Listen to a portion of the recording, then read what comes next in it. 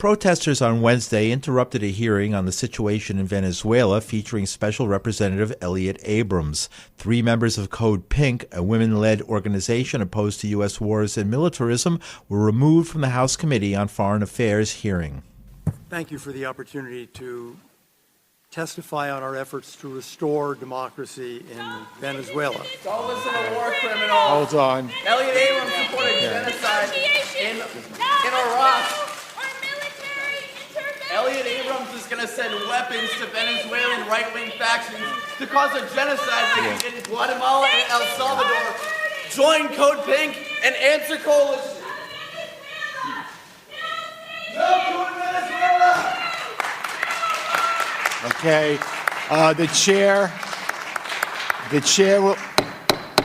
The chair will remind all persons in the audience that any manifestation of approval or disapproval of proceedings is in violation of the rules of the House and its committees. Venezuela is at a crossroads. Over the past month, we've witnessed a massive outpouring of hope and courage and tenacity by the Venezuelan people. We saw it again yesterday as they have taken to the streets to protest a regime that has brought them nothing but poverty and misery and repression. They have placed their hopes in a young, dynamic, and legitimate leader, Juan Guaido, to lead them through a transition to democracy. And we join the Venezuelan people in this effort. Under the Maduro regime, the situation inside Venezuela will only get worse. Venezuela has become the most violent country in the world. Hyperinflation is spiraling out of control and will reach 1,000,000% or more. There's widespread hunger. Communicable diseases that are easily preventable are resurging once again.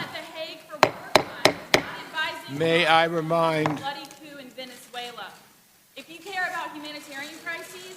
the chair will remind all persons in the audience, if we have to clear the hearing of spectators, we'll do it.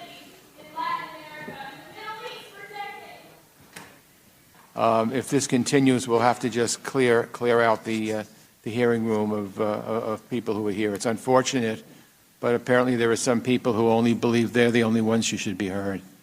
Last time I looked, we were a democracy, and everyone has the right to be heard. So please continue, Mr. Abrams. And oil production has fallen from 3 million barrels a day to about 1 million. Probably will go down to about 500,000 by the end of the year. More than 3.5 million Venezuelans, as you have said, Mr. Chairman and Mr. McCall, have been forced to flee their country and spread throughout the region in search of food and medicine and work and protection. The light in all this darkness is Venezuela's National Assembly, the last democratic institution in Venezuela. Interim President Juan Guaido has provided new hope to those who want to return to a free and democratic Venezuela. The group Code Pink's National Co-Director Ariel Gold was arrested after telling the committee not to trust Abrams and to pursue diplomacy. Carolyn Debnam was arrested next for interrupting the hearing to say that backing National Assembly leader Juan Guaido instead of Venezuelan President Nicolas Maduro would lead to civil war. Several members of the Foreign Affairs Committee, including Democratic Representative Ilhan Omar, the newly elected Muslim woman from Minnesota, aimed tough questions at Abrams, targeting his career in the administration of Ronald Reagan when he supported counter-revolutionaries in Nicaragua and a repressive government in El Salvador. In 1991, you pleaded guilty to 2 counts of withholding information from Congress regarding your involvement in the Iran-Contra affair, for which you were later pardoned by President George H.W. Bush. I fail to understand why members of this committee or the American people should find any testimony that you give today to be truthful. If I can respond to that. It wasn't a question. That was not a question. That was I reserve the right to my time. It is not right. That was not a question. Committee can attack on February 8th, who is not permitted to reply. That was not a question. Thank you for your participation. On February 8th, 1982, you testified before the Senate Foreign Relations Committee about U.S. policy in El Salvador. In that hearing, you dismissed as communist propaganda report about the massacre of El Mozote in which more than 800 civilians, including children as young as 2 years old, were brutally murdered by U.S.-trained troops. During that massacre, some of those troops bragged about raping a 12-year-old girl before they killed them. Girls before they killed them. You later said that the U.S. policy in El Salvador was a fabulous achievement. Yes or no, do you still think so? From the day that President Duarte was elected in a free election to this day, El Salvador has been a democracy. That's a fabulous achievement. Yes or no, do you think that massacre was a fabulous achievement that happened under our watch? That is a ridiculous question, and I yes or no? No. I will take that as a yes. I am not going to respond to that kind of personal attack, which is not a question. Yes or no, would you support an armed faction within Venezuela that engages in war crimes, crimes against humanity or genocide, if you believe they were serving U.S. interest, as you did in Guatemala, El Salvador, and Nicaragua? I am not going to respond to that question. I'm sorry. I don't think this entire line of questioning is meant to be real questions, and so I will not reply. Whether you, under your watch, a genocide will take place, and you will look the other way because American interests were being upheld, is a fair question.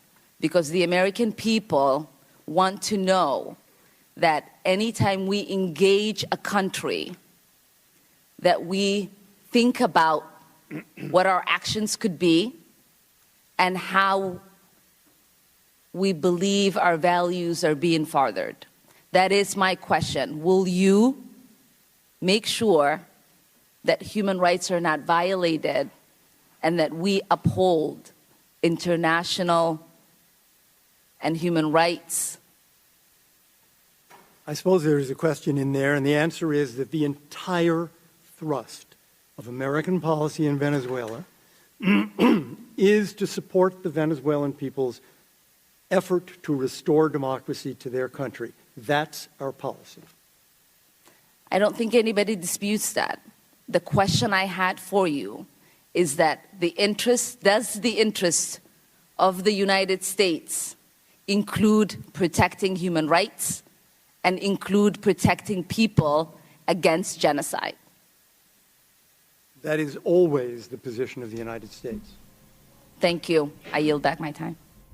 Representative Ilhan Omar, the newly elected Muslim woman from Minnesota, aiming tough questions at Elliott Abrams, the U.S. envoy to Venezuela.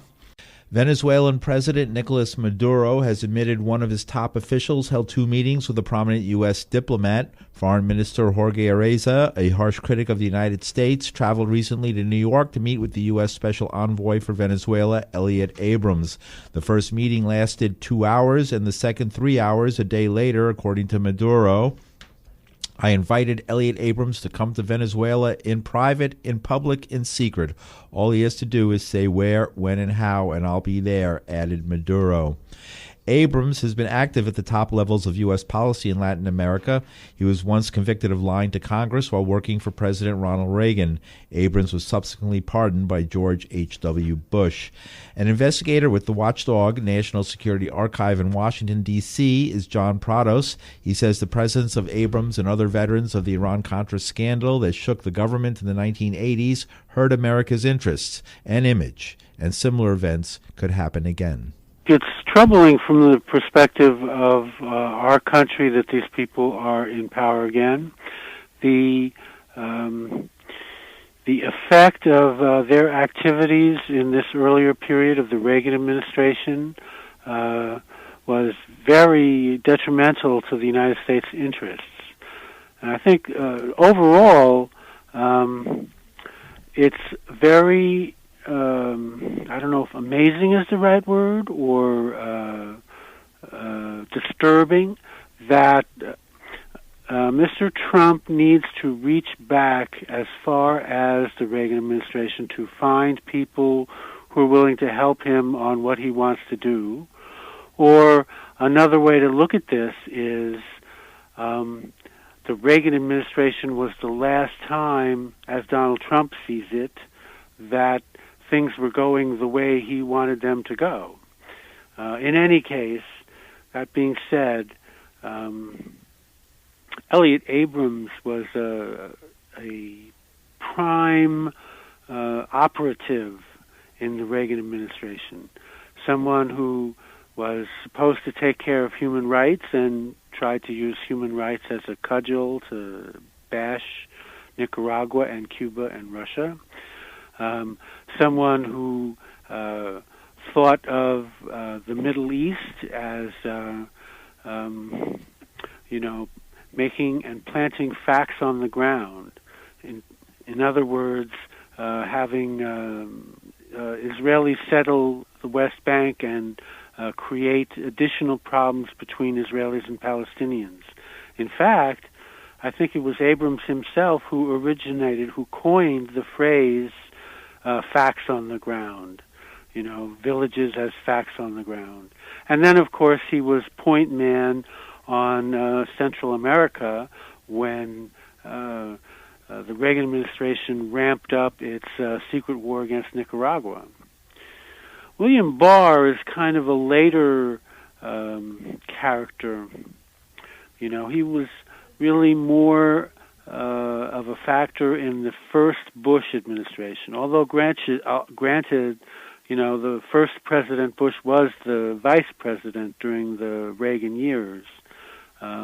But Barr is one of the architects of this idea that presidents have unlimited power.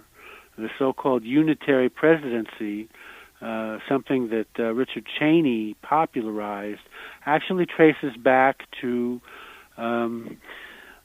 fights over restricting the CIA and CIA's responsibility to inform Congress on covert operations in the wake of the Iran-Contra affair. And if you look at the legal arguments that were used to defenestrate, actually, attempts to reform CIA notice activities, Barr was right there with versions of the same arguments that are used today, about Article 2 of the Constitution versus Article 1 and the president's role as commander-in-chief and his ability to do whatever he wants. Could you bring us back to the 1980s and exactly what was the Iran-Contra affair? Summarize us in sort of layman's terms exactly what happened and why that was such a troubling event.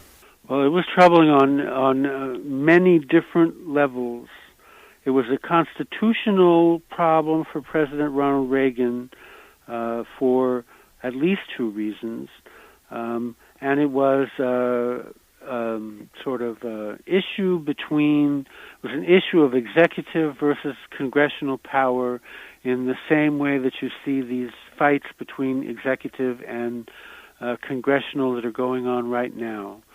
In the 1980s, the Reagan administration was pursuing a secret war against Nicaragua, one that disturbed many Americans. It was politically controversial. It was controversial enough that the United States Congress passed legislation that prohibited the government from spending money in support of Nicaraguan Contras, so-called Contrarrevolucionarios. And the Reagan administration sought mechanisms to get around that. The first of them being they construed these prohibitions as narrowly as they could and continued. Then the prohibitions were repassed by Congress and made more precise and more explicit.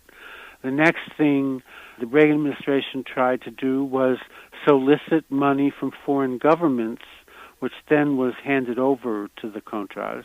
And as a further move on that, they went around other strictures about U.S. selling weapons and whatnot to terrorist nations, in particular Iran, and sold Iran anti-tank missiles and anti-aircraft missiles and gave some of that money to the Contras. So those actions of selling the weapons to the Iranian government became the major focus of the Iran-Contra affair, because you had U.S. shipping weapons to a country that was proscribed by United States sanctions, and then the diversion of monies from that to support a paramilitary secret army group that was supposed to be cut off under strictures that had been passed by the Congress. And that's John Prados, an investigator with the watchdog National Security Archive in Washington, D.C.